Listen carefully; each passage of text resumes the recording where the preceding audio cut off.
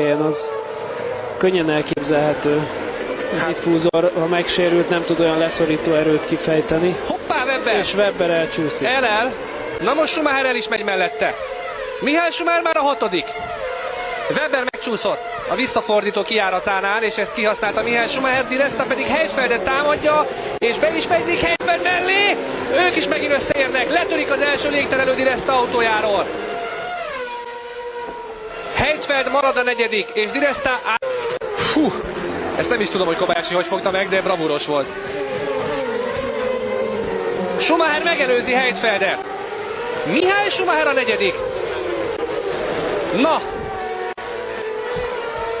A 7-szeres világbajnok és a 7-szeres kanadai győztes Mihály Schumacher feljön a 4. helyre a Mercedes-szel.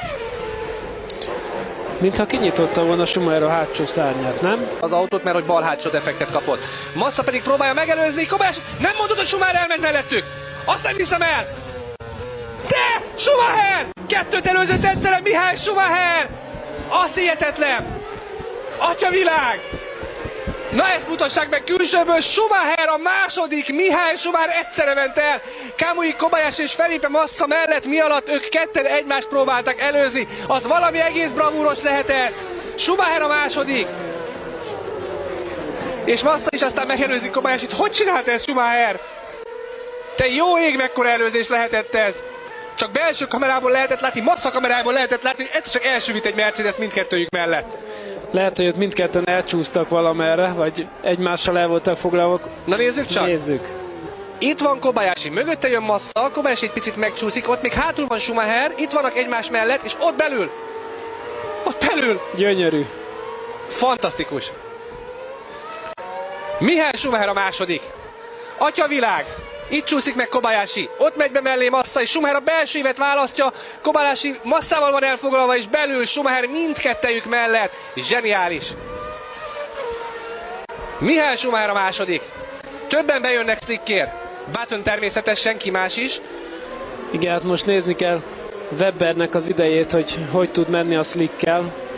Button alig tud elindulni ott a vízen. És mögötte jön Barrichello. Jenson Button is fölteszi a slicket. Hát Sutil volt az első, de az korai volt. De azt nem mutatták, hogy Sutil miért kapott bal hátsó defektet már slicken. Hát valószínűleg oda rakta valahol az autót. A Sutil be is fejezte már. Egy kicsit a betonfalhoz. Biztos, hogy valahol megcsúszott és a bal hátulját odaverte. Ők korán tették föl. Most Webberrel mi van, majd azt nézzük, hogy Mark Webber mit tud futni a slick gumin. Adrian Sutil versenyének vége. Schumacher bejön. Schumacher bejön a boxba, és Massa is bejön a boxba. Kobayashi kint maradt Vettellel. Na, ez most vajon jó döntése Ross Browntól, hogy behozta Schumachert, mikor már 2. volt a slickért, és Massát is behozták. Ez érdekes. Schumacher szerintem ma nyerni akar. Most már a 2. hely se elég így hirtelen, hanem próbálják gyorsan behozni, hogy slickkel, hát ha még Vettel elé is oda tud kerülni, hogyha elég jó tempót lehetne autózni. Tehát Webber megfutja a leggyorsabb kört slickkel. Hoppá! Akkor lehet, hogy jól reagáltak a mercedesesek. Mert Webber a leggyorsabb, bemelegítette a slickeket, és már a leggyorsabb Mark Webber. Lehet, hogy ez bejön Schumachernek.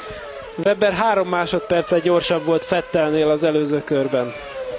Vettelnek jönnie kell. Ha nem akar most sokat veszíteni, Vettelnek jönnie kell, meg Kobayashinak is. Ők ketten még kint maradtak. Rosbergnek el kéne engednie Schumachert. Hát azt nyilván megteszi. Azt most meg kell tennie, mert Schumacher most nagyon nagy szansz előtt áll. Csúszkál. Ott jön Webber. És Massa összetörte a Ferrarit.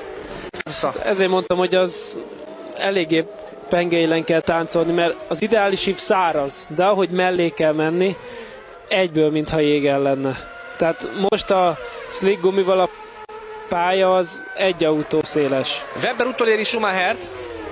Ugye Webber gumiai már jól be vannak melegedve, és nyilván gyorsabb Schumachernél. Schumachernek csak a száraz íven kell maradni, semmi más nem kell csinálni. Hát igen, már az előzési zónában azért talán megint sárga zászló valahol. Egyelőre most nehéz lesz védekezni a Schumachernek Mark Webberrel szemben. Jön az előzési zóna, nyithatja a szárnyat Webber. Nyitja is. Na. Ott a sebesség előny, bemegy Webber Schumacher mellé, de nem tud fékezni elég korán az vizes íven. Új, majdnem összementek. Schumacher visszaverte Webber támadását. Ezért mondom, szárazon marad, akkor egyelőre elég nehéz. Nehéz. Közben egy fontos információ Igen, mert a safety car előtt Button sokkal gyorsabb volt, mint Vettelnél, mint Webbernél, mint Schumachernél. Vettel nyomja, de most Schumacher elég közel van Vettelhez. Schumacher, de most nem nyithatja a hátsó szárnyat, de próbálja megelőzni Vettelt, ott még nem lehet. Most az első safety car-os vonaton lehetne. Schumacher mit csinál? Ugye az állítható hátsó szárnyat ilyenkor csak két körrel azt követően használhatják, hogy kiment a biztonsági autó. Vettel megint vezet. Schumacher a második, és Mark Webber a harmadik. Button már meg is előzte Timo Glockot, és jön a negyedik helyen, és Kobayashi is megy be a lekörözött Jérôme D'Ambrosio mellé. Kobayashi mintha megcsúszott volna. Ambrosio nem állt félre olyan előzékenyen Kobayashi elől, pedig ezt meg kellett volna tennie, hiszen körhátrányban van. Körhátrányban van? Igen, körhátrányban van. Webber támadja Schumachert, és jön Button is. Na, 9 kör elvileg még hátra van. Kobayashi megcsúszott az első szektorban, az első kanyarban. Schumacher, ha ezt kivédekezi, azt nagy bravúr lesz, miközben Jenson Button érkezik meg Webber mögé, és hát Vettel megint. Ugyanúgy, ahogy volt, folytatja, gyors, nem lehet vele mit csinálni. Sebastian Vettellel nem lehet mit csinálni. Schumacher mondjuk nem nagyon tud Vettellel menni, az érthető, azért a Mercedes annál gyengébb autó még most jelenleg, hogy tudjon menni Vettellel. Sőt, Schumachernek nehéz dolga lesz Webberrel és Buttonnal is, de nagyon. Nyitva, még nem lehet nyitva a szárny, és Webber nem is tud bemenni Michael Schumacher mellé, mint ahogy Button sem Webber mellé. Schumacher keményen védekezik, ezt a második helyet nem fogja egyszerűen odaadni, az biztos. Az egészen biztos. Schumacher még nem állt dobogon visszatérése óta. Ez egy óriási verseny és egy óriási eredmény lenne Schumacher számára, de 8 kör hátra van, és Webber nagyon keményen jön, és Jenson Button is nagyon jön.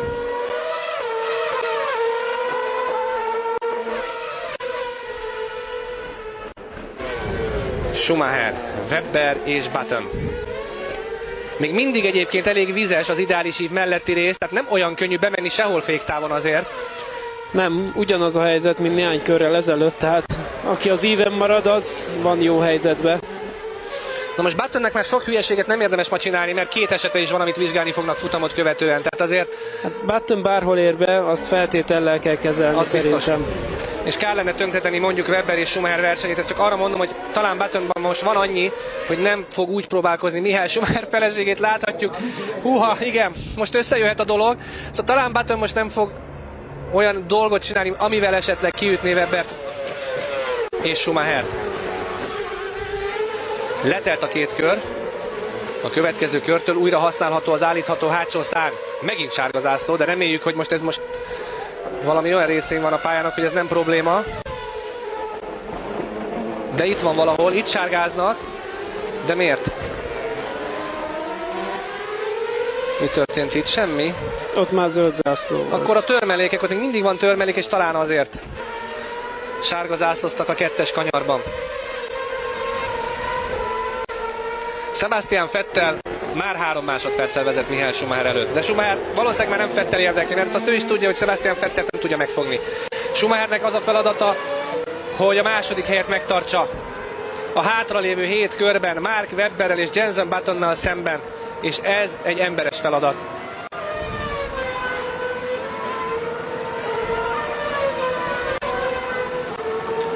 Button mögött Petrov az 5., Kobayashi a 6., Rosberg a 7., Alguersuari 8, Felipe Massa 9 és Rubens Barrichello a 10. helyen jön.